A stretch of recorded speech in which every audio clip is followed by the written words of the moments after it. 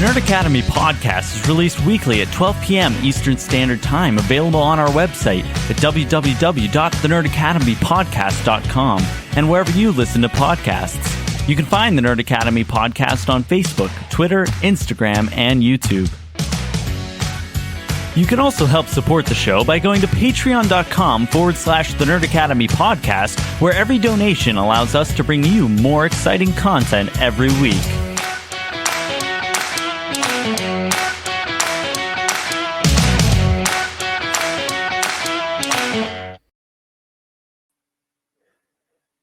I am just as surprised as you are that I had a reason to wear an X-Men shirt today. One with Hank McCoy on it. Good morning, class, and welcome back to the Nerd Academy podcast, your source for nerddom news and commentary. I am your host and superior webhead master, Jarod Bachman-Stubbs. And before we jump in, I want to address a comment that was left on one of our most recent episodes. I believe it was on our Loki Season 2 review, where I made a joke about having a painting of Alex Jones in my bathroom. Paco, $10 patron, friend of the show, was like, "You have a what in your where?" Actually, I'll bring Mitch in. Mitch is here. You got a who and the what now? I got a who and the what now. Oh, wow. It's actually legit. The frogs. It's turning the friggin' frogs gay. I was a little hyperbolic when I called it a painting. It is a print of a watercolor painting I bought at a con several years ago. Oh, it's still a painting. Painted it. Someone painted that, and it hangs in our bathroom. It was when I moved in with Taylor at the beginning of the year. It was the first thing I got to give a home. That, and I have a painting by the same artist of Bernie Sanders in his coat and mittens from the inauguration, but he's holding this flaming sword, and that hangs in our dining room. But I think I've seen that. I can't. Gay Frog Alex. That's in the bathroom, baby. Anytime you go into the bathroom, you get to look right at Alex's mug as you're walking out. Make the same face when you look at it as well. Yeah. But anyway, Paco, there you go. I was not bullshitting anybody. I was just going to tweet it, and I said, no, it needs to be in the episode. People need to see it. And audio listeners, use your imagination or watch the YouTube version. But we are here. I finally got to see the Marvels last night, and I'm very excited to talk about it. I was already upset that a movie led by women of color, directed by a woman of color, with such a diverse cast, that was a sequel to a movie that never got a fair shake because of Avengers level virginity threats. You messed up this time around. I know. It's still the same. But because of all the weirdo incel nonsense, Captain Marvel never got a fair shake. The character or the movie, despite the fact that it was financially very successful.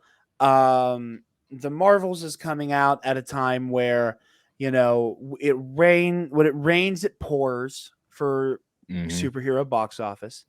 Just the box office in general, right? No, the box office in general, but for Marvel stuff especially, as much as we want to do the shambles, if it doesn't make No Way Home money, people call it a failure. And again, there's a lot of factors that contribute to that. There's a lot of, the Marvel Studios and the Walt Disney Corporation expect every movie to shatter box office records at this point. There is a fan issue of a lot of fans expect everything to be like Endgame. So there's a lot of factors there, and that's before even getting into the strike of it all. And the fact that, Iman Vellani, who is one of the MCU's most marketable actors in terms of just her presence in an interview and how excited she gets to talk about this stuff. I think if you had her with the ability to go talk to the Jimmies and do the rounds before the movie, there's a lot of people I think you could have sold on this. And it just wasn't possible because of the strike. So all of that to say, I think I'm really upset that this is the movie that was low key sent out to die. Yeah. Because of a lot of That's outside their own factors. fault. Like, it's their own fault for a lot of reasons. It's the studios dicking about the strikes. They could have easily delayed this movie a couple of months. They could have, and they should have. The thing that upsets me so much about it is that it feels it is just really unfair that this is the movie that ended up getting used as a meat shield. Yeah. It is really upsetting and disappointing. And again, and I'm not necessarily saying that's intentional. I agree with you. Like, the studios have them. Disney has itself to blame for a lot of why this movie is quote unquote failing, which is a metric I don't like to use. It's not doing well at the box office. Much like Iman Vellani, I am not that invested in a box office discussion. It's fun to talk about that stuff and talk about how much of a dominant brand a lot of these stories we loved for the longest time and kind of had only to ourselves to share. And now, several $1 billion later, there are kids who dress up as Hawkeye and Thanos for Halloween, right? Mm. That is like the fun part of box office conversations and how it loops in. But I'm still more invested in talking about the story. And yeah, it's frustrating that this is the one that had to take a bullet.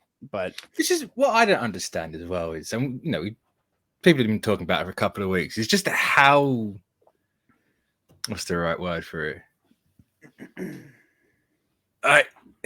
It's just the way it's just getting dogpiled. Yeah, like by Variety and stuff like that. Oh, Nia DaCosta wasn't there for the screening. It's like, well, maybe find out why she wasn't there. Like, don't just jump on the Twitter canceling style of bandwagon. Yeah, no, you get all context and just go for it. But that whole Nia, this weird vendetta Variety has with Nia DaCosta is like verging on fandom menace shit. Like, I find out that she wasn't even invited to it, and also she wasn't going to go regardless because it was her birthday. So, what does it matter if she wasn't there? Yeah,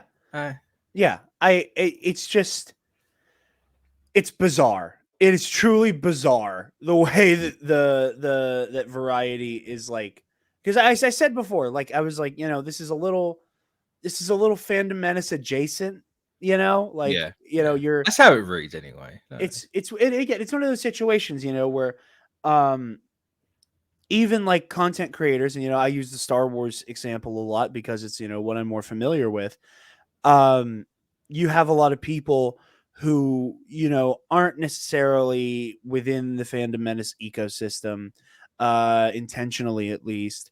And a lot of the time, the verbiage that they use, the way that they editorialize talking about new Star Wars lends itself to the conversation being hijacked by people who are screaming about Mary Sue's and how Rey doesn't deserve the Skywalker name and stuff like that, where you're courting bigoted takes.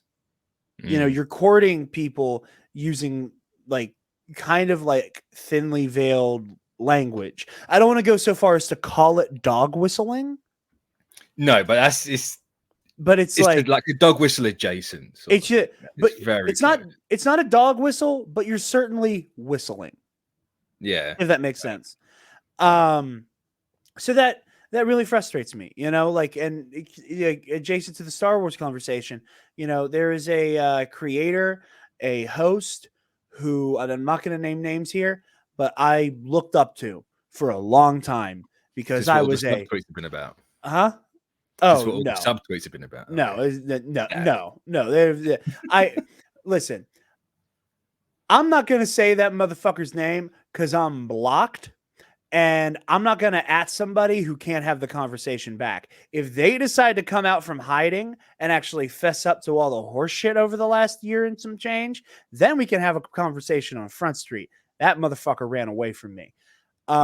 This is somebody else who I had not gotten the chance to work with as closely. But somebody who I looked up to for a very long time and really, really, really loved the show that they put on while it existed.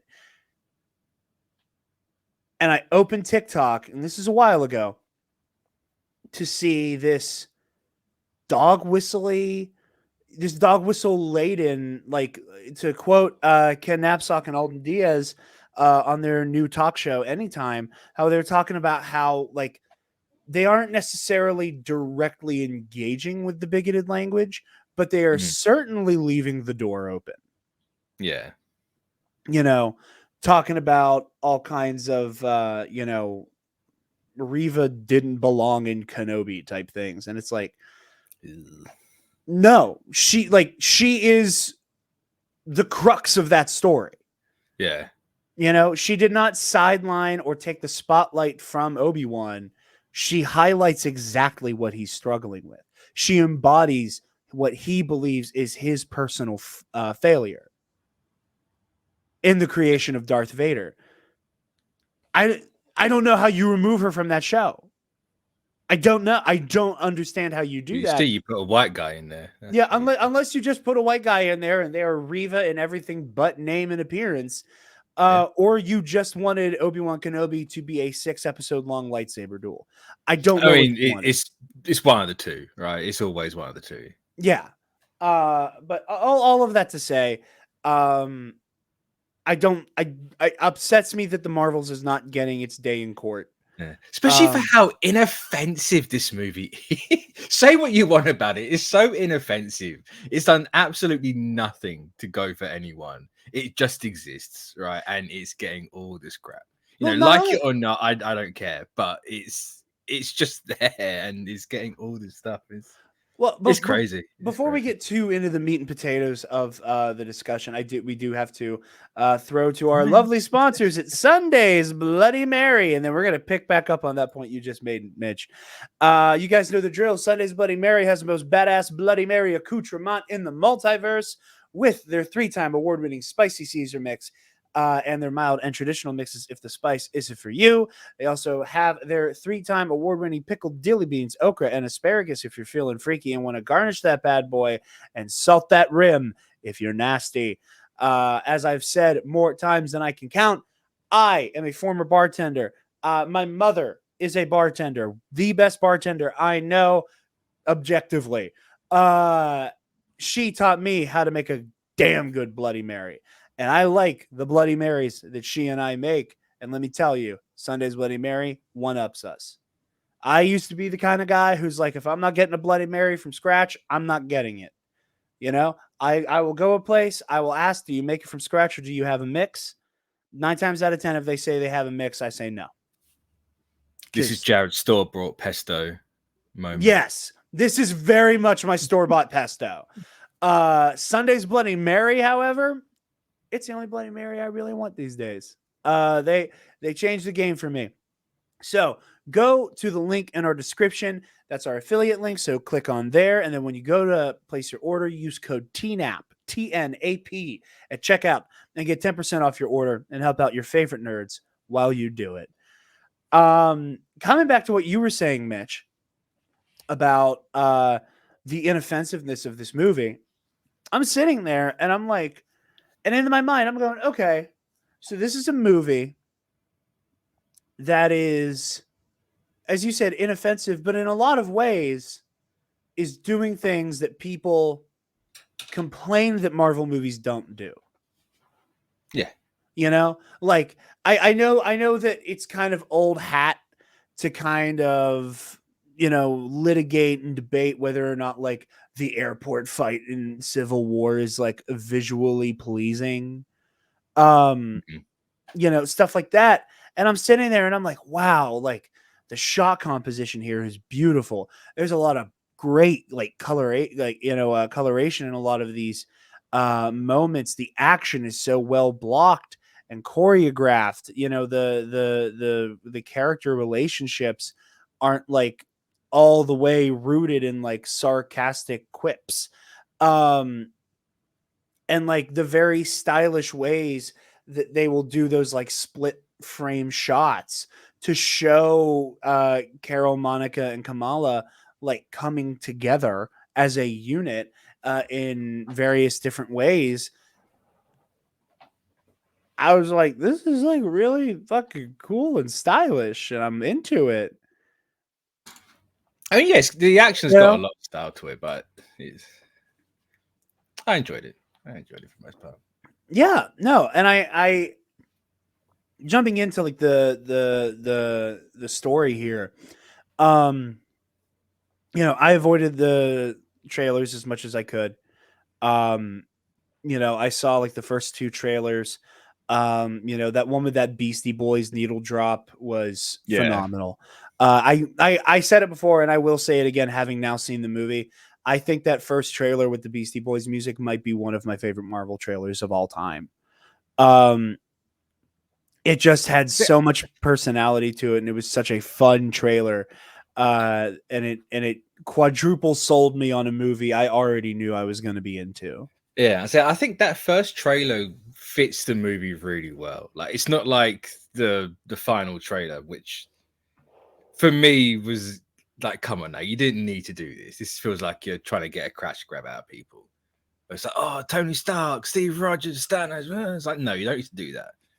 Like, let's not act like that. Yeah, in hindsight, that last trailer, which I kind of saw against my will, it's also the entire thing. Like, it felt like a Sony trailer. I was left scratching my head. Yeah. Where I like the whole. The thing that really perturbs me about the final trailer was what was the Thanos voiceover. That whole like, people will come to finish my work, and it's like almost implying that how do you say the name of the villain again? Dar-Ben. Dar-Ben, thank you. Yeah. That almost implying that like Dar-Ben is like an acolyte or a follower of Thanos. Yeah. And it's like, no, she's Ronan the Accuser's new guy. Yeah. So like that frustrated me, and I think that again, like in the vein of this movie was kind of unfairly sent out to die. I think that there was kind of an undermining of how rich Carol, Kamala, and Monica are as heroes. That we have to like make it clear that they are in the lineage of the big 3 to make you give a damn. We need to invoke Thanos to make you give a damn. I like that was it was kind of like it was kind of underhanded in a way that it kind of made me uncomfortable. I was like, well, so I like, and I don't know. Maybe if they were like, if it had just been like the Avengers stuff without Thanos, yeah, I would have had less of an issue. It is the inclusion of the Thanos stuff with that makes it feel like they're trying to convince people that this movie will have like obviously it is like directly connected to Endgame and all of those things because of like how Carol served during that conflict, but like it's not a Thanos follow-up. No. And that was just such a bizarre choice to me. Yeah, I was like, it wasn't a great trailer anyway, because it's literally just the entire third act of this movie. But you can look at the whole Avengers bit as it's either trying to get people in for nostalgia or it's trying to, it might be really optimistic to say this. It's just trying to get you to think that she is one of the new big three. Yeah, Which was the plan, right? She was supposed to be I assume she's still going to be, but she was going to be or is going to be one of the new Trinity. And I love that. I'm a Carol Danvers guy, dude. I love Carol. She's one of my favorite characters. I love her. I love her, and I love her characterization in these movies. I think they got her better here than they did in the first movie. Though I enjoyed the first movie more. I understand that. I think the first movie sets the table really well for where they took her character here. Yeah. I really like the idea of, tackling Carol's willingness to be a solo act. Yeah. And I do. One of the things I really appreciate with that dynamic is that the movie at no point feels the need to admonish her. Yeah. For being the type of person to run solo. She kind of comes to that realization by herself.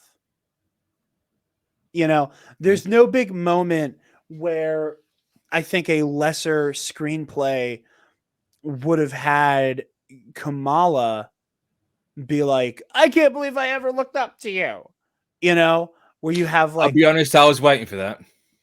There was a point where I was like, she's gonna say it.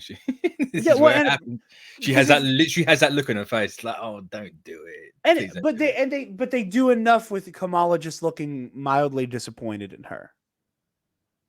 I think they get the job done. Or is it kind of like a realization that she's been like deifying this person? I think there's room for both. I think there's, and Kamala even says it. She's like, hey, I didn't give you enough space to be your own person at first, and I'm sorry. Yeah. Which again, is great. I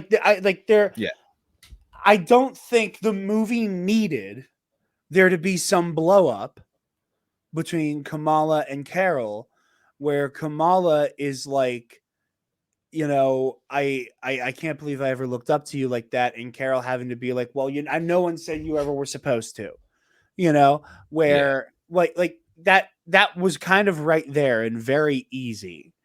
And especially when you could do that with both of the other two. You could have done that with Kamala or with Monica. Like they both have a reason to do that in this movie, and neither do it. They do. I mean, Monica comes a little bit closer, but it is also so much more personal for her. And they give Carol and Monica time to just kind of talk and unpack that, and again, most superhero movies, these kinds of conflicts devolve into a beat 'em up. Yeah. Because people just won't talk. It's the joke everybody makes about Batman v Superman. If Clark had just kind of walked into that situation and led with, they've kidnapped Martha Kent. They're going to murder my mother. Can you help me save her, asshole? But same with Civil War. In a lot of the ways, same as Civil War. Where this movie chooses to let these characters be emotionally intelligent. Yeah. And have cogent conversations. It's a similar praise we gave to Spider-Man 2, where for the most part, barring the one issue I have, they all have moments of hey, you're out of pocket. I don't appreciate it. You need to stop. Or, Peter just kind of falling on his sword for the symbiote stuff. And there not really being any oh, but this, oh, but that. No one's making excuses and no one's coming out swinging. Everybody understands this man was not in control. He let the situation get out of control, but that wasn't him at the end of the day. And saying whenever MJ becomes Scream and all that stuff. So I really do appreciate that this movie had an opportunity to get to that place.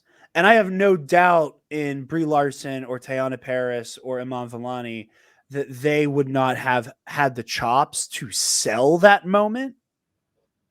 Oh, yeah. But the way more organic feeling, just conversations they have where they let their guards down and they're just honest with each other, I think was by a country mile a better choice to make creatively. I very much appreciate it.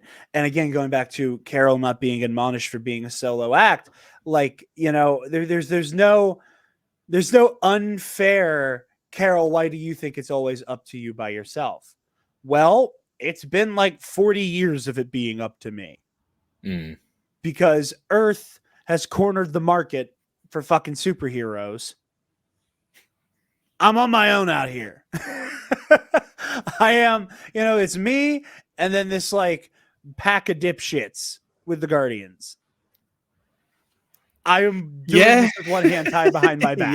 Yeah. So I really do like the fact that it's more about, and Carol does realize the folly in that, like she is clearly racked with guilt because she thought usurping the supreme intelligence was the best way to save Hala. And I really like the idea of, it's very hurt people. Carol went in guns a-blazing into Hala because she had beef with the Kree Empire. She wanted to reclaim her life from them. And in doing so, took other people's choices away. It's a dynamic that I think is executed really well in Jedi Fallen Order, where a lot of the character dynamics are established in terms of who, intentionally or not, took someone else's choices away. Seer took Trilla's choices away by dragging her on this campaign to save all these Padawans, and in doing so, damned Trilla to be captured, got all these kids killed, and then turned Trilla into this monster. And in turn, because hurt people, Trilla now wants to take away the choices of the children on that holocron, and Cal has had his choices taken away by the Empire. And how is the story resolved? There is a choice that we are going to let all of these people choose and not get involved. And a lot of what the Marvels is playing with here echoes that to me. Is that, that people, when they're put in a situation where they're powerless, will then try to, like Kirby vacuum cleaner up every instance they can have of being able to exert their power and their will on somebody else. Yeah. Which I just wish, just to jump in, I because my biggest thing with this movie is, right, it's too short. Which there was a very ironic turn in the CBC group chat, because Ricardo the entire time was like, an hour and a half, that's going to be crap. Like, what's going on here? Go watches it, comes back, loves it. I'm like, you can make a movie an hour and a half. It's totally fine. That is completely fine. That's how movies were always made before anyway. I go and watch the movie. I come back. I'm like, it should have been half an hour longer. Like, I really think this movie needed an extra 30 minutes. Not for like any one specific bit, but just to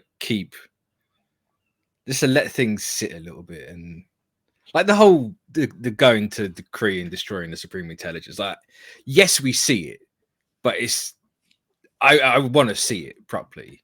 I agree. I agree. That is one of my few. They showed it, but it's still telling, not showing, in a way, right? It's just needed more.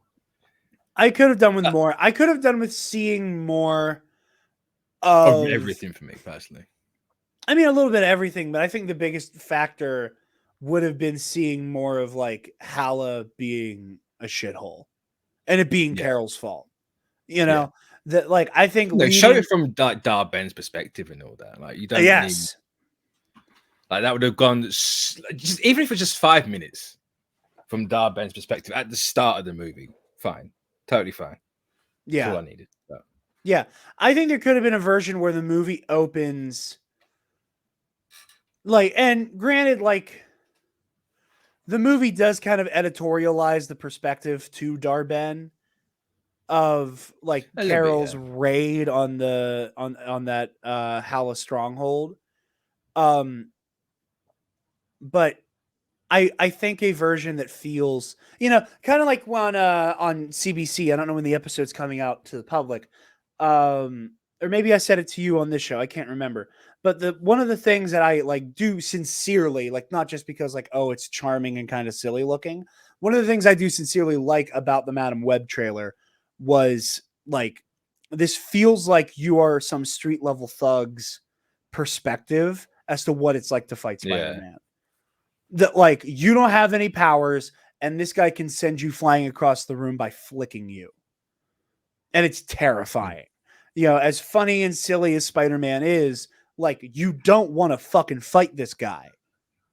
You know, at least Daredevil can't pick a car up, you know? Like he'll probably fuck you up harder, but like going up against Spider-Man does come with like a little bit of fear that like this guy could do whatever he wants and you're relying on him and his moral code.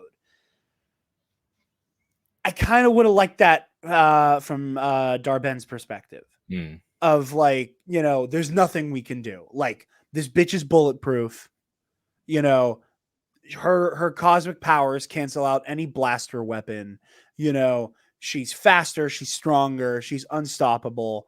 You know, like just something like that. Like I wish we could have seen like the devastation in that compound. Especially where the first movie leaves it off, right? It literally ends with, "Hey, tell them I'm literally coming for you." Yeah, and then quick minute and a half. This is what happened. Like, come on. I know we're having to run through everything because you want to keep it short, and that's your intention. That's fine, but just double the runtime of it. Give me something to chew on there. Yeah, no, I agree. And again, I do think that the theme, again, going back to hurt people, you know, Carol has her choices taken away, has her memories wiped. She is in a profoundly evil way taken advantage of by the Kree. So she lashes out in anger and hatred and causes untold deaths and suffering. Yeah. You know, and that's heavy, you know? And I do think the movie lands the plane, no pun intended, with that theme, with that idea. But I do agree, like I do wish there was more meat on the bone.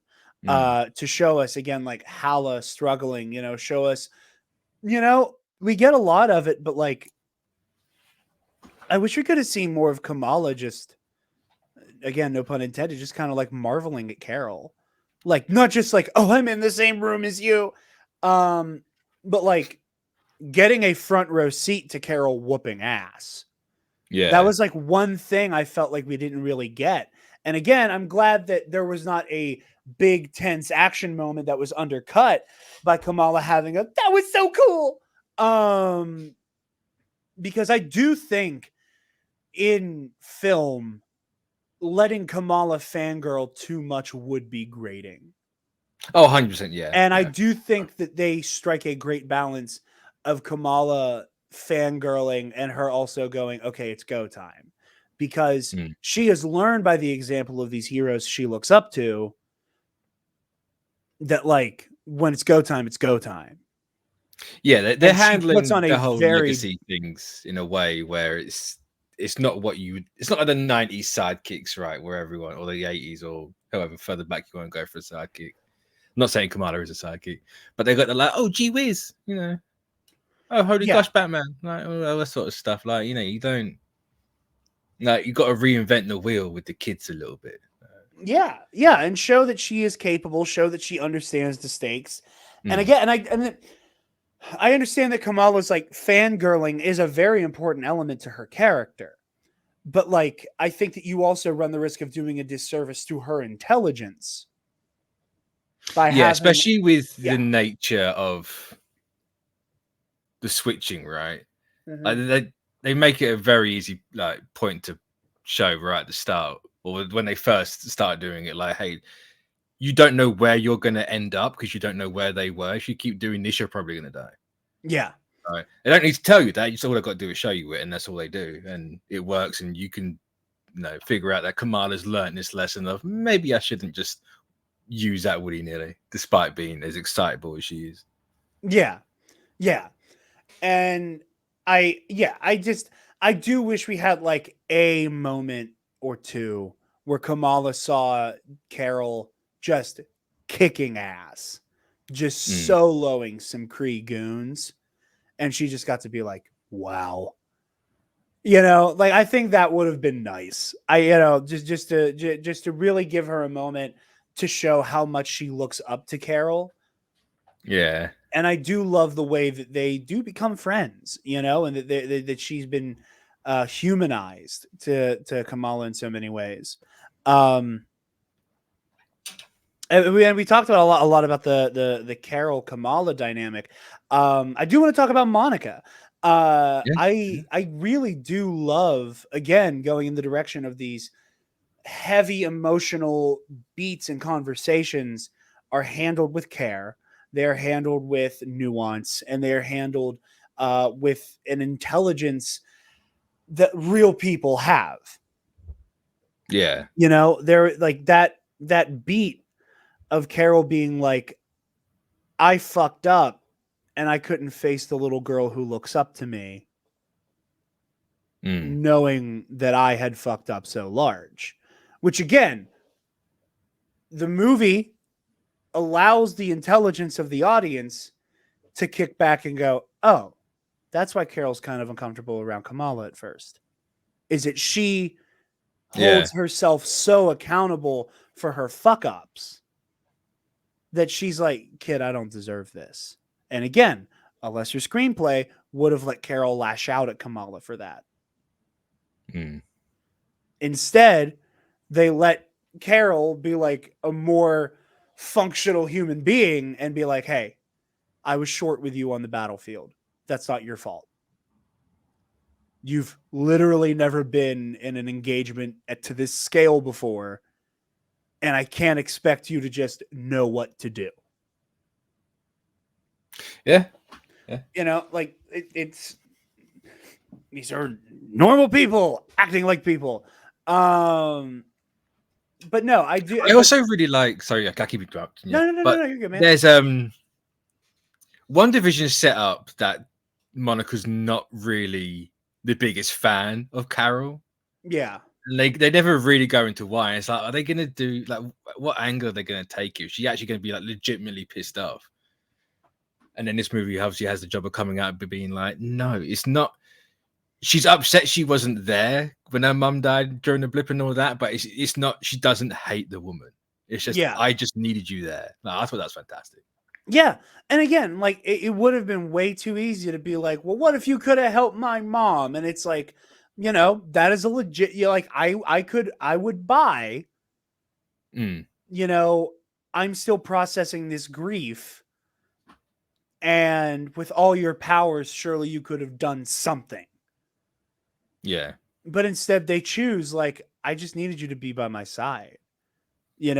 Like I particularly love that Monica does not lash out at Carol for the revelation that Carol did visit Maria before she passed. Yeah. Like that specific beat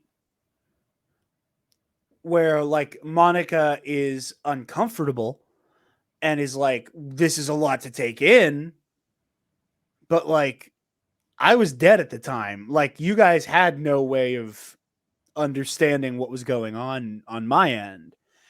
And I do think that was really beautiful. And I really love the line where Carol's explaining, like, I could not face you until I fixed this situation. Yeah.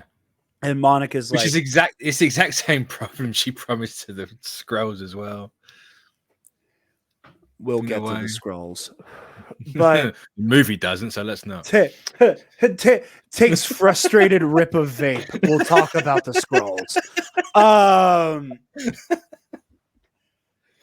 This movie could have. I know you you said we'll get to it. This movie so could have done with a bit of Talos in it. Uh-huh. Just let me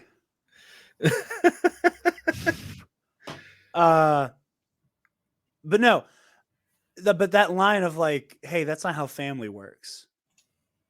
You know, Yeah, again, it yeah. would have been really easy for Monica to be indignant, but they make an active, creative choice to show Monica does not hate her. And in many ways, she doesn't resent her.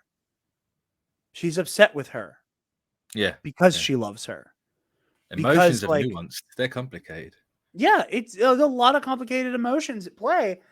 And, you know, again, a lesser movie, a lesser screenplay, I think would have dropped the ball there. So I do find their relationship very beautiful. And I do also appreciate the recurring, you know, motif now of like when Monica comes back. That like that's Monica has almost taken up this Ezra Bridger-esque persona of like we just can't keep this motherfucker in the same room as everybody else for too long. You know, like I don't know how I feel about that, if I'm honest, because I'll be brutally honest here. I don't think the movie handled that particularly well, and I think the runtime is the root cause of that. Because I think Monica needed a little bit longer to kind of explain the whole. Like, I don't know if they are going to call it an incursion, but I'm going to call it an incursion anyway. Like, she just comes out with this thing, and it's like, okay, no, that's how do you even know that's what it is? You know, you have these jump points. It could just easily be a jump point to a different part of this reality, right? Why is it inherently a different reality? Why do you have to close it from that side? Like, you could, the way she closed it, she could have pulled it from our side. Yeah, like, it didn't. It just felt a little bit rushed that bit, but I that was one thing I did take mild umbrage with, was the idea that like the whole the multiverse of it all kind of came out of left field. You know, like I understand the logical progression of these are wormholes that manipulate space-time, so like fully fucking one up could theoretically open up another reality. I understand that.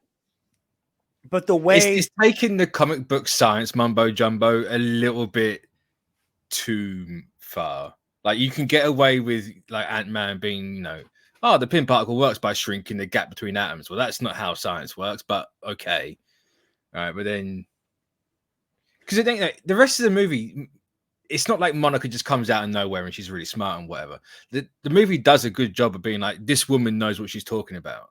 Yeah. For specific things. But this one thing that literally no one's ever seen before, she suddenly knows exactly what she has to do and how to stop it. And lo and behold, it works. I do wish that like the idea of Darban will, like, if she keeps fucking with these jump points, this is a potential hazard. Yeah. Where at the time it's just, oh, she's going to, using Star Wars lingo here, that she's just going to cripple the fucking hyperspace lanes. You know, which is that's bad stakes enough, especially with how interconnected and in Simpatico all of like the spacefaring people are now. Yeah, because yet again, you could have been a really interesting thing of like it cripples the jump points, and that fucks the scrolls even more. And you have even more of a reason to push these scrolls into the villainous thing that they clearly want to do after the first movie. So you could have gone that direction, but it cripples the scrolls. You could even be like, you know, these tears in space-time could create like a pseudo black hole. You know, she's opening these jump points like in atmosphere, and like it could have an unintended consequence of like opening more. There were lots of routes you could have taken that could have then be like, yeah, and then the logical conclusion here is that she could fuck one up so bad that like that minor tear between space-time that sends you from one location to another ends up being you have just punched a hole between realities. Yeah. And it's right there when the quantum bands, which I hate the fact they're quantum. I hate it so much. Oh my god, why? I'd love to know. Going into space, mathematics, quantum mechanics, the secrets of the universe. It's all there. Life is fiery with its beauty, its incredible detail. Tuning into it, they want to shatter your mind. Talking about Justin Bieber. It's pure evil. I agree. It is pure evil. What they've done to my girl Kamala, I don't know. But the whole way they use the quantum bands to logically get to that if she keeps fucking with these jump points, it's going to cause a problem, which I suppose she does, right? But I just needed a little bit more, again, a little bit more meat on that bone. It does go from you're going to shatter interstellar highways to, oh, that's a different universe very quickly. We're not entirely sure if it is, but we guess it is. Yeah. And I also understand that, like, Monica hasn't had. There is no reason for the people at Saber, and I got to keep stopping myself from saying sword. There is no real reason for the people of Saber to know off the top of their head that that's a thing that fucking could happen. Yeah. Like even when, Monica ends up in the X Mansion, just outside of fucking Cerebro, that Beast is like, yeah, this isn't possible. I don't know what's happening. I'm so confused. I really like that they're doing that with like the non-multiversal quote universes. Like we had the Peter Parkers in No Way Home, they didn't really go into it, but it's just like, I guess. Like, I just ended up here somehow. I don't know. But then you've got to be, Hank McCoy of all people. And he's like, what the fuck are you doing here? Like, this ain't right. Yeah. What you're saying is clearly horse crap. I don't believe it. But somehow you're here. What's going on? Yeah. But we alluded to it. How do you feel about going from fuck you, Mr. President, don't start a genocide, to being really happy-go-lucky Nick Fury? Here's what pisses my me neck off. Hurts. My neck hurts on that whiplash. Here's what pisses me off. It wasn't even admonishing him for threatening a Skrull genocide. It was him finger wagging him. Yeah. Now, we're getting into the Skrull stuff. Take a swig. It's fine. I gotta work, so this is not as strong as I wish it was, but it's fine. I've got water. That's about it. It is water. I want to make it clear. I'm not drinking at fucking 10 in the morning. I promise. I mean, it's 5 o'clock. So don't be ashamed of that. No. I can rationalize that between Secret Invasion and Captain Marvel, Fury was able to get any of the Skrulls who were willing to get the fuck off of Earth to Emperor What's-His-Face's colony. Yeah. And that in doing so, Fury was able to get that baggage off his shoulders. I'm cool with that. Here are my two rubs. One, that's how Secret Invasion should have fucking ended.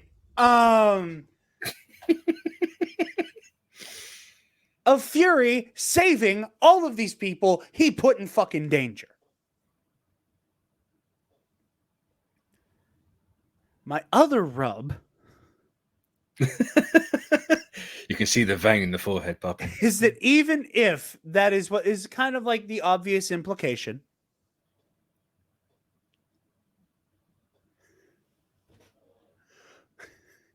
why do the Skrulls immediately have to face a mass casualty event at the hands of somebody from Earth again?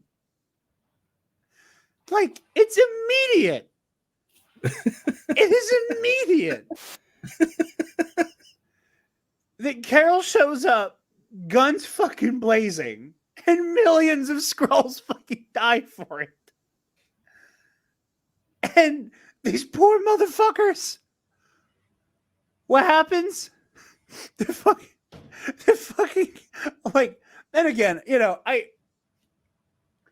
I am, The Last Jedi is my favorite Star Wars movie, and I'm the first one to be like, hey, there's a lot of room on the Millennium Falcon.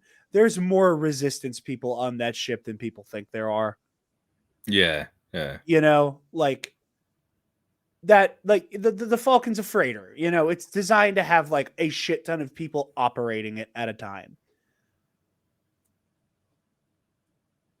However, turned into Marquis Row there. The Republic, the Jedi,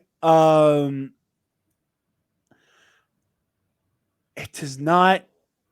We see so many fucking Skrulls dying on that goddamn planet as like the winds are just crushing them. We just see these little ants scurrying, being annihilated. So they barely get off Earth in time to avoid an extinction.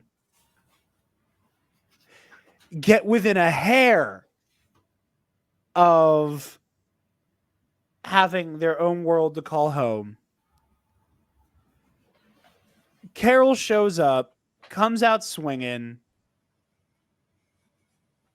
Dar-Ben snaps because of it. Millions die.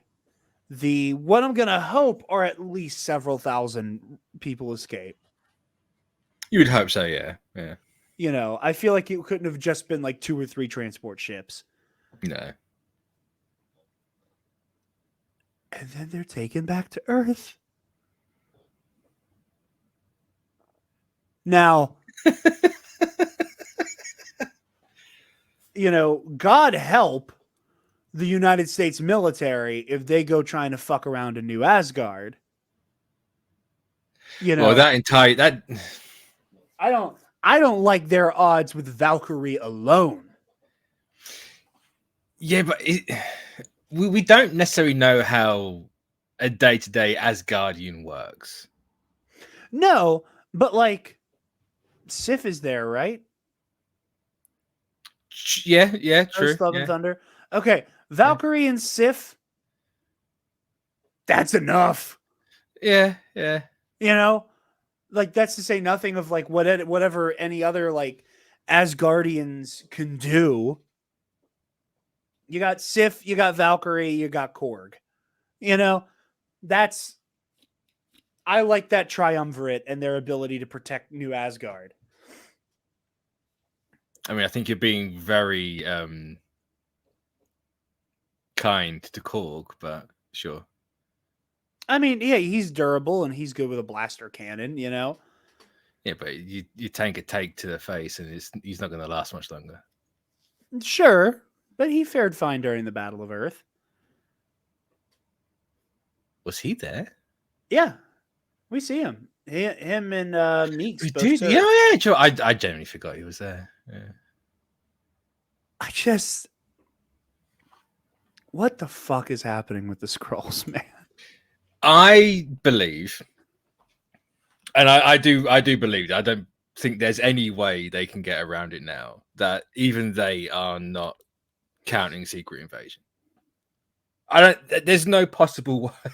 I don't know how Secret Invasion got through the net. I don't know how these two together got through the net and they thought, we'll release them months apart. That's fine. I don't, there's no cohesion between the two of these things whatsoever. Even if you do the whole, swap the order around, which might have helped a little bit, it's not helping a lot, because then why does Secret Invasion completely forget that there's Skrulls in New Asgard? Because Fury would have known that. Why? I don't know. I just feel like this is the first major point where you can tell that Feige's stretched a little too thin and something's got through the net. This might be the biggest continuity blunder they've ever had. They haven't thought this bit through in the slightest. I don't think it's necessarily a continuity blunder. I think you can very easily connect those dots of just like, this is what's implied. It's still really uncomfortable. And we are again hurtling towards the idea that when the Skrulls do turn heel, you want me to pretend that they're not right? Yeah. That the people of Earth, between the hate crimes and the laziness of Nick Fury and Carol Danvers, I mean, have not been almost exterminated multiple times now? Like, you want me it's also a case of surely the Emperor what's his fuck and tell him he's wrong? I mean, but surely he knew as well, so he's putting his own people. Obviously, they may not have anywhere else to go. Yeah, and he the home's the home. He's like, we have nowhere to go. Like, yeah, take me where the fuck you're gonna take me. Yeah, so I don't know. It's just dumb. I've got no other words for it. It's just stupid. And the way Fury acts in this is a complete contrast to how he is. Since this is not the man that's just gone through a Secret Invasion and just gone through that entire ordeal. Because no Skrull on Saber, not that we actually see it, seems to act or give a damn. No, there are no Skrulls on Saber. Well, then no, I could have sworn there were. I know they had like a Puck and Sasquatch stand-in, which you could have just made it Puck and Sasquatch, but yeah, that is like the one really big blemish on this movie. And I'm not saying, again, I don't want to put it on Nia DaCosta to retroactively unfuck Secret Invasion. No. But like, I just ignore it. It's fine. I am surprised. We gain more from ignoring Secret Invasion than we do acknowledging it. I'm just shocked that like there was not more cohesion between those two. It felt kind of obvious, Yeah. And Fury even has this like, oh, it's part of their like, peace forgiveness tour. Like, I don't understand how you couldn't have had Sam Jackson come in and do ADR and be like, yeah, after we got the Skrulls off of fucking Earth because the president lost his goddamn mind. Why didn't he? Obviously, these two, they're being developed side by side, right? There's obviously some form of talking between the two because you have the whole Kree peace treaty at the end of Secret Invasion being mentioned, and then this movie. But if that's the case, why not just have Secret Invasion end with them going to New Asgard?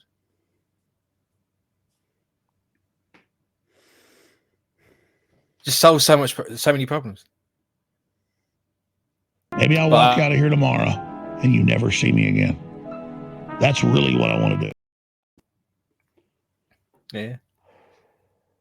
It's still totally fine if you completely ignore Secret Invasion. Well, it's not totally fine, but you omit a lot of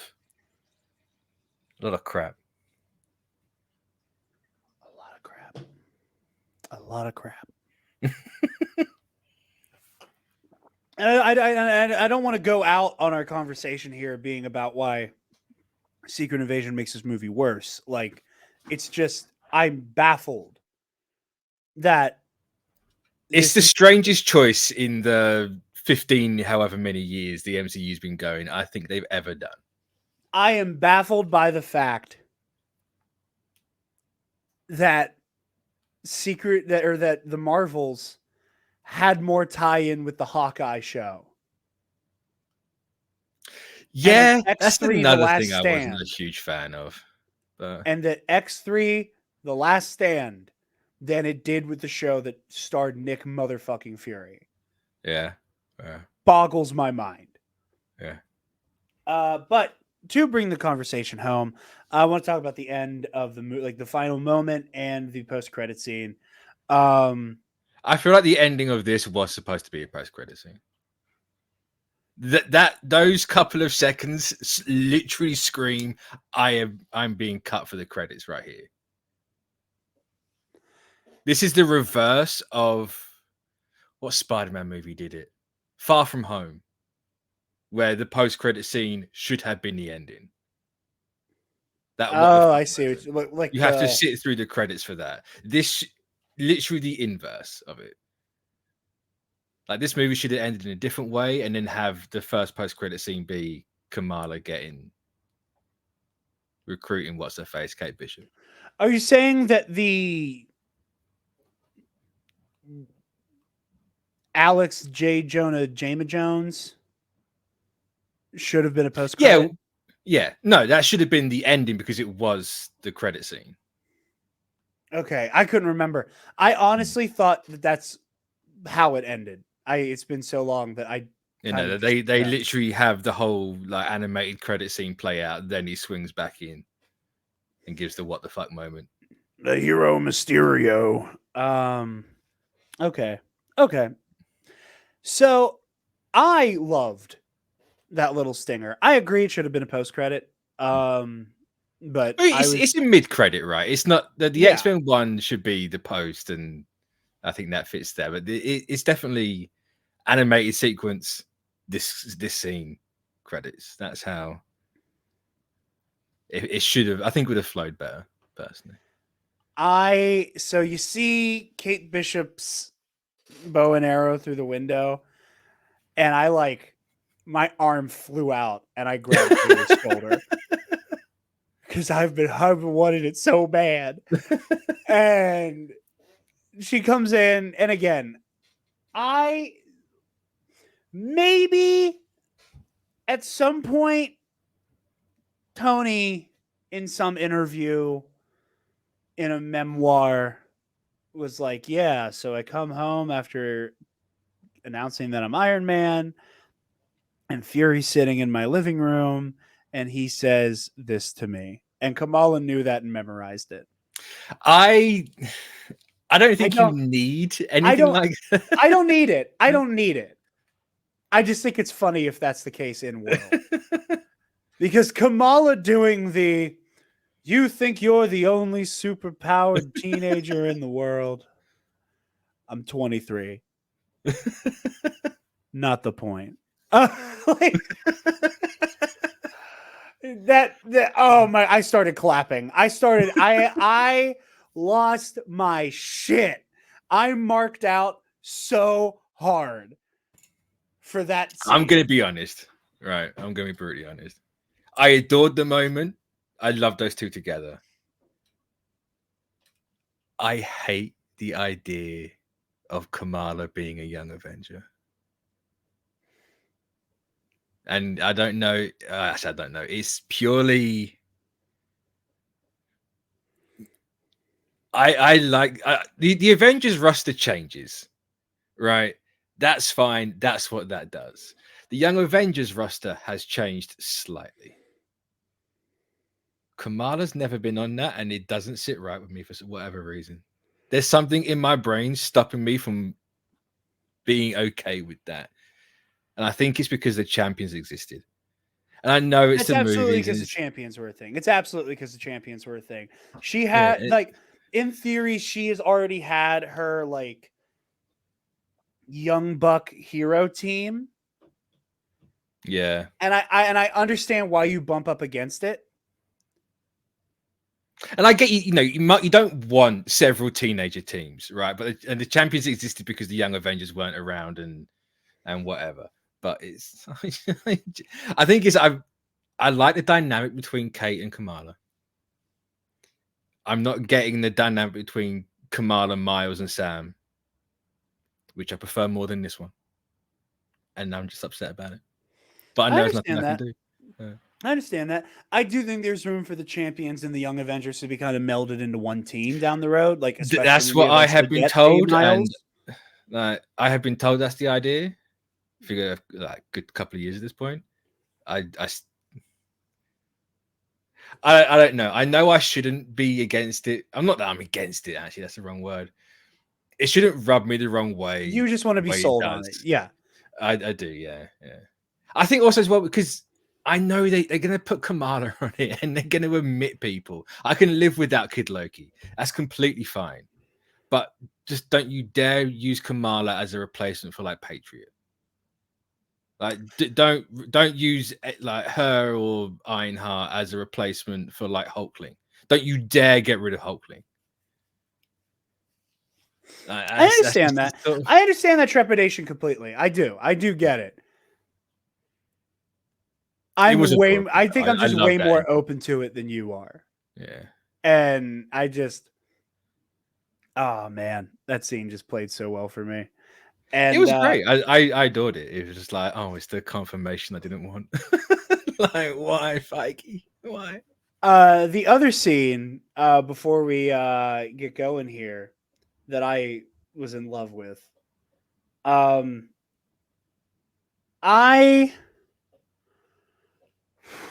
It's like late last week. I'm scrolling TikTok, and this random edit ends up on my For You page, where it's the scene from X-Men 3. Yeah. It's a scene from X-Men 3, where they're talking about the cure, and Beast says something about the cure. Wolverine's like, well, how do we know that the government wasn't involved? And Beast is like, I can assure you, the government had no knowledge of this. And Wolverine's like, yeah, well, I hear the government said that a lot of times. That Beast hits that, my boy, I've been fighting for mutant rights since before you had claws. And then Beast footage and cool music. And it made me happy because Beast is like my favorite member of the X-Men. That's a strong take. And thank you. I appreciate the take. A strong take.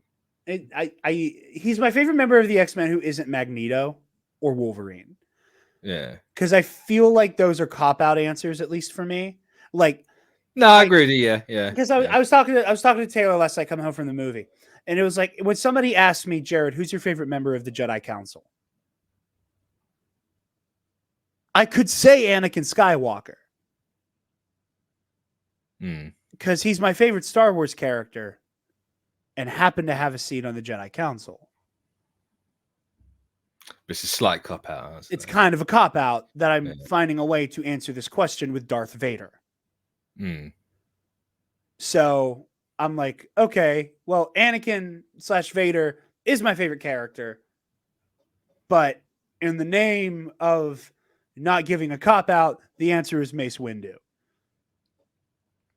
Which I feel like you can also say is a cop-out slightly. Because you could... It's not even against you. It's just a strange conversation, like mentality you can have with this sort of thing. It's like, right, well, this is the easy answer. Anakin Obi-Wan's an easy answer. Yoda's an easy answer. What's the next one? Mace Windu. What's after that? Everything after Mace Windu, you're just trying to be different.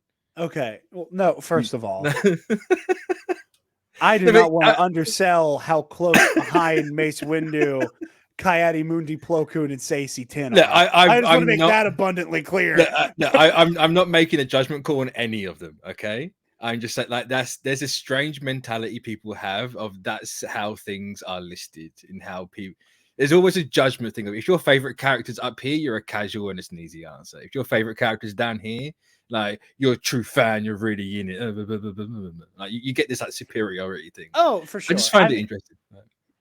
I mean, I also am like one of the few people in the Star Wars fandom at this point who will like go to the fucking mat for Mace Windu. Yeah. Because everybody's just decided they don't like him despite him being one of the greatest Jedi of all time, but that's neither here nor there.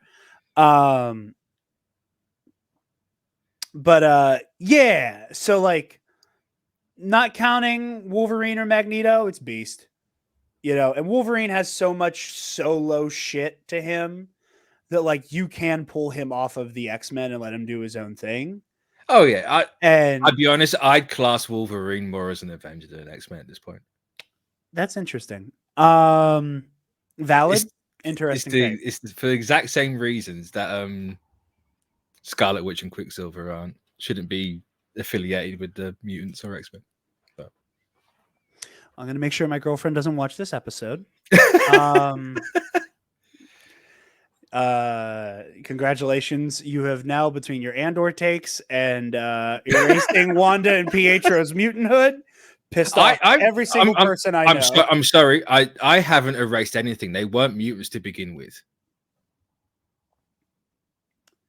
Anywho, I see this. I do not stand for this cultural appropriation. Oh God, for these two characters. Oh, Jesus Christ. but no, so I'm like, oh, like cool, you know, like hey, little Beast getting some love in the TikTok edit space. I wonder why. And I was like, that's cool. And then I'm minding my business. I'm scrolling Twitter. And at this point, I'm like, yeah, like I haven't seen any spoilers for the fucking Marvels. Like, this is great. Scrolling. And I'm like, is that fucking Hank McCoy? What? And I just hit this block of like 4 posts in a row that are talking about the Beast being in the Marvels. And I'm like, motherfucker. Like, let me tell you, it's probably good that it was spoiled for me. Yeah. Because I don't know how I would have reacted going in. Like, not knowing that if I had heard Kelsey Grammer's voice, that I would not have started throwing shit out of excitement. But like, actual shit or just generic shit? No, that I would not have like picked up my popcorn bucket and just shit whipped it across the room, ripping my shirt off in celebration. Like I would have done the No Way Home backflip. Nice. If I hadn't known that. Yeah. So I think that for the sake of me and Taylor, it's probably good that I found out on Twitter. But no, I hate the fact that Kelsey Grammer's Beast is as good as it is, and it's tied to that stink. Yeah. I mean, I hate that Kelsey Grammer is so good and he's kind of an asshole. Like, there is that, yeah. You know, like that's also a rub. That's here. why he's a good Beast. Let's be honest. Hank McCoy ain't a good person. That dude's done some shit. Let's cool it here, okay? I mean, have you read The Illuminati? Have you read New Avengers? You know what that man's done. I'm aware. Several multi-dimensional genocides have taken place. Okay, he's not the only member of the Illuminati. I'm not saying he isn't. I'm just saying. Okay. Look, Namor gets to annihilate entire worlds with glee. Look, I have, and everyone's like, a whole third of the Illuminati on my side that I get shit for constantly. Listen, we are the only people who are pro-registration in our circle. We can't be fighting each other like this. We just simply can't afford to. But But yeah, no, Yeah. that stinger at the end, the Cerebro door, all of it was just phenomenal. I really like the binary costume that they gave. Oh, Maria. it's so clean. Mm. I also like the little like the logo being like in her hair too. I missed that. Yeah, like she's got little like gold thingies like kind of like on her hairline. Oh, okay. There's no reason to watch the movie. Yeah, there you go. But yeah, no, I love the Marvels. I think it was a fantastic film. I really liked a lot of the stuff they did with these characters. I love the way that they developed them. I love the way that they let them feel like real people. And yeah, the action was incredible. Oh my god, real quick, the Ratatata flippy floppy fight in the Khan's living room. Yes. Chef's kiss. Yes. Sensational. That's the word. That's the word. I just love that bit so much. Well, here's the thing. So a lot of our clips I had to update because StreamYard got an update months ago Yeah. where it, as you see, it fades out the clip. Yeah. Because before it would just press play and then it would hard end.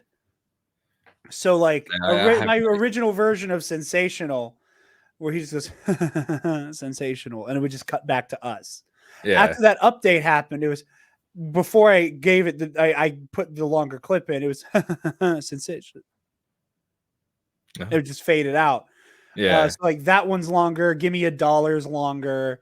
This motherfucker don't miss is longer now. Just one of the Alex Jones is longer as well. No, actually, I never updated the Alex clips. Okay. Because I haven't. So this one, Maybe I'll walk out of here tomorrow and you never. That one I found on the YouTube channel RM Brown, who does like really funny, like piss takey videos of like right wing weirdos. Yeah. Very funny. And he used that clip in his video. It was right before Knowledge Fight used it in one of their drops. And it was just so perfect with like the sad trumpet music in the background. That I was like, I need this one.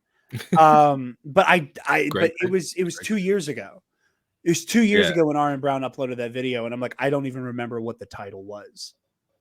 So I've just been like, I don't know what I would have to do to get that clip longer, other than just like tracking down that RM Brown clip. And I don't even know how much longer the clip goes for in his version. So you could always do like a reverse image search sort of thing. Perhaps. Like right click it and just go, search the web or whatever it is. Browse Google.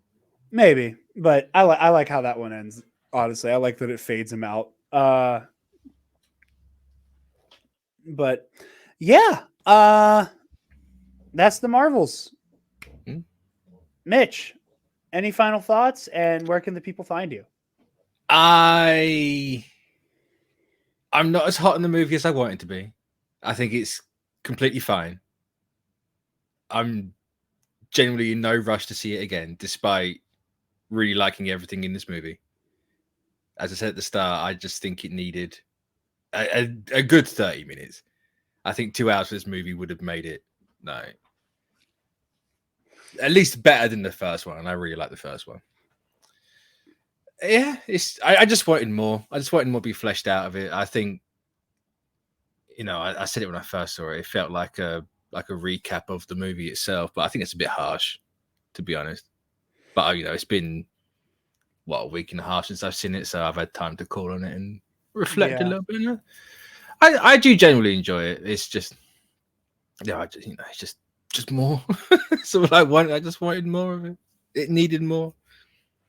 And to tell me Secret Invasion doesn't exist, which might be the biggest fumble Marvel have ever done. But that's neither here nor there. I'm excited for the incursions. I like where they left Monica. Yes. Yeah. I will say this is the first time. This movie is ironically the first time that the Kirby Crackle has been referenced in any Marvel movie, and I don't know how I feel about that. I thought we saw it elsewhere. Never seen the Kirby Crackle. How about that? And even now, it's not really the crackle; it's just the illusion of it with the hexagons with the jump points, which I really appreciated because I like the imagery of you having the purple and the black, and then you got the red in the space, and you got the planet. Really good shot. I just wish it was actual crackle, but science is magic. Ooh. I think we'll get it eventually. But yeah, I mean, we Eternals happened and we never got it, so I kind of lost hope. But that's true. I appreciate it. Movie, I enjoyed it. Hell yeah. Well, as I always say, if you're watching this and not Comic Book Cast, I don't know how that happened. So go subscribe to Comic Book Cast. Follow Mitch on all the things. You guys can find me on Twitter and Instagram at Dark Jedi 2552. Ionized Bastard Season 2 coming soon, very soon, like in a couple. I don't say a couple weeks. We're going to be recording the first episode and the first couple episodes in the next couple weeks. Kaysen and I are working on a previously on recap. So if you haven't finished season 1, you will, in theory, be able to watch this recap and have seen everything you need for season 1 for season 2. I do implore you to still go back and watch season 1. It's just the recap is a lot easier because the game system is a little obtuse for us. And, you know, you don't have those moments of, okay, give me a roll. Oh, I got a nat 20, instant success. Oh, I got a nat 1. Oh, no, it's all going to go to hell. And I roll good in D&D. So I hope that holds over to Ionized Bastards. But yeah, you guys can find the Nerd Academy podcast on Facebook, Twitter, Instagram, YouTube, wherever you get your podcasts, and on our website, thenerdacademypodcast.com. Is where, Is that new? That's always been a thing. Really? Yeah. I swear I've never heard you say that before. Every single episode. Really? Where, if you want to get your hands on some TNAP merch, go ahead and click that student store link. T-public.com. Black Friday and Cyber Monday stuff is happening. So like Uber discounts on TNAP merch. Get yourself some shirts. Or a mug, or like a fucking tapestry. I don't know. Get yourself a tapestry. I said that word. That tapestry. Means you get a TNAP tapestry, and that means I now owe Alden Diaz $5. Speaking of owing people money, Hey, give me $1. I don't know it's a thing, but if you're feeling generous, you can donate to our Patreon page. Speaking of our patrons, thank you to our $10 alumnists, Keandre Lloyd, Colin Provolone. Sir. So good.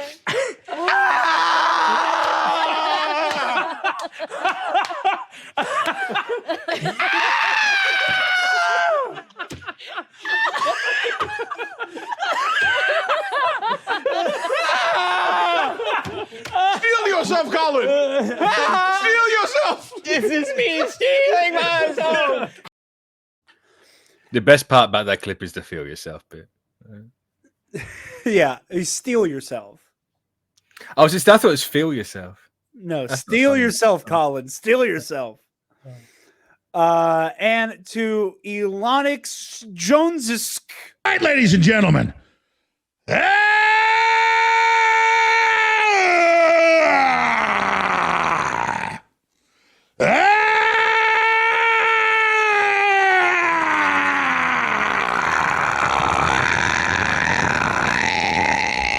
From the front lines of the information war, it's Alex Jones.